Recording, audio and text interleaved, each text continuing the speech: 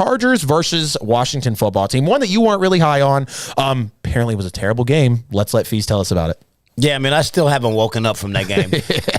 In 20-16, clearly there wasn't much action. You'd think that it was a defensive battle, but it actually wasn't. I mean, Justin Herbert threw for 337 yards and only one touchdown because they could not get in the end zone. They had the fortune for the Chargers. It was fortune. Let's not sit here and I'm not saying that it was fortunate that Fitzmagic got hurt. Right. But in the favor of the Chargers, Ryan Fitzpatrick got hurt. He went down, and Taylor Heineke had to come in. Right. Heineke came in and did well. He was 11 for 15 for 122 and a touchdown. But no one scored almost the entire fourth quarter. I mean, we got one touchdown out of the Chargers with 11:20 left in the fourth quarter, and the rest of the game was bad football.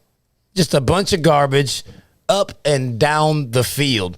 My takeaways from that game really aren't that much. I mean, Washington football team is without a quarterback, and the Chargers are very underwhelming. High expectations, not really delivering. I don't know what extra, super optimistic take you got out of that, but watching that game told me I don't have any faith in either one of those teams after watching that. Mm-hmm.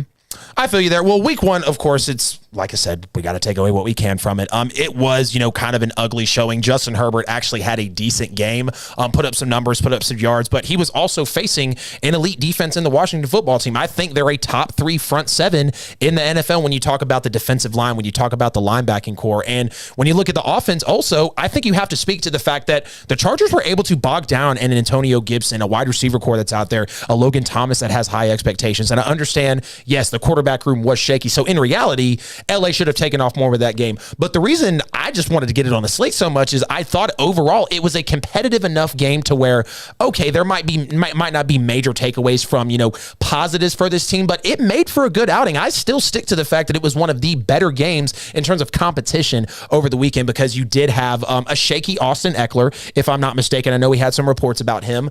And overall, just the football team coming out and being able to adjust on the fly because, like you said, Fitzmagic week 1, sometimes he'll torch you. Obviously, he started out bad, little injury there, and Heineke came in, but I still think it was a fair game, so I was here for it.